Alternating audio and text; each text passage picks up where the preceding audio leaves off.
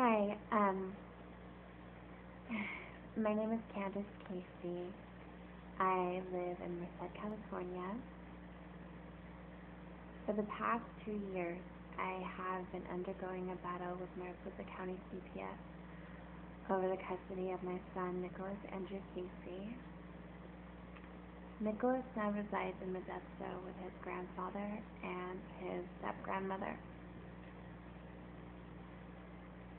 My husband Jonathan and I have been lied to and misled by several different entities within Mariposa County, within the Human Services Agency in Mariposa County.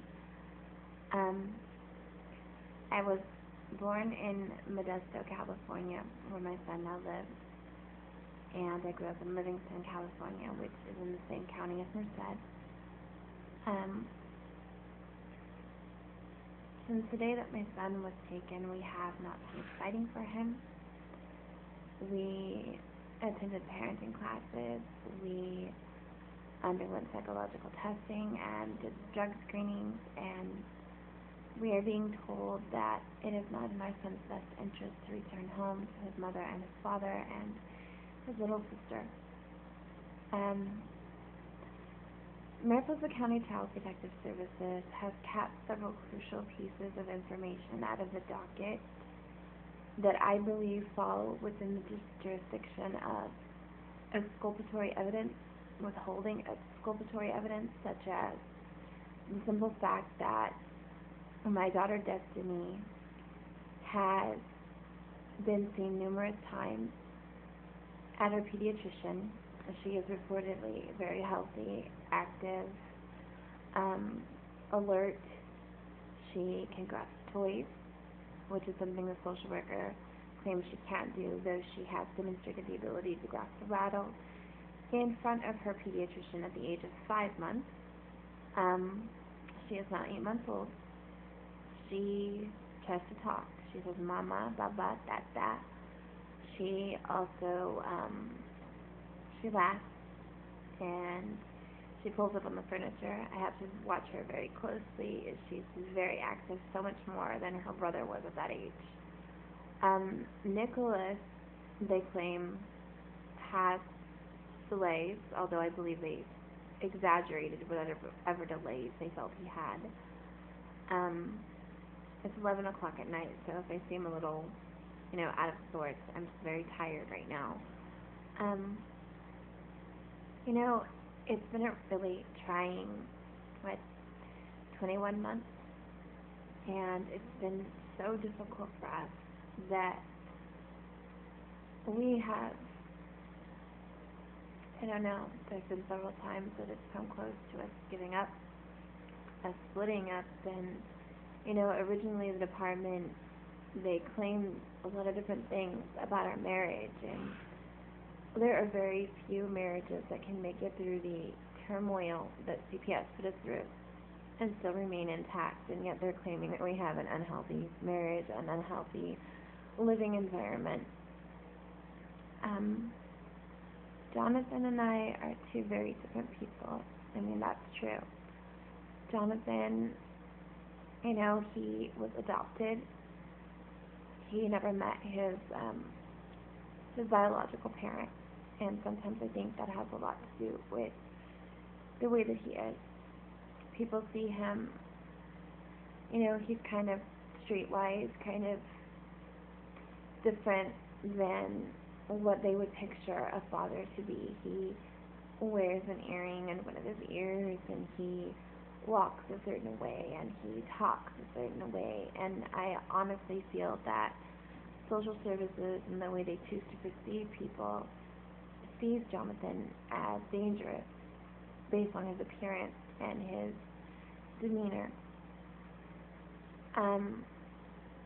I haven't dated a lot of people. I was born without my left forearm, and that for me has caused some issues in the realm of dating, in the sense that it was never that I wasn't say popular with the opposite sex. It was always, I felt like young men thought that I valued myself less than other girls did, and nothing could have been further from the truth. I was fortunate enough to grow up um, in a family that I was very loved, that I was taught that I was someone special, that I was cherished, and I actually was not a ward of the state thanks to my grandfather, who had legal custody of me until I was 18 years old. Um, the custody thing with me and my two brothers was kind of complicated. Most people don't know that there are two types of child custody: one, legal custody, and two, physical custody.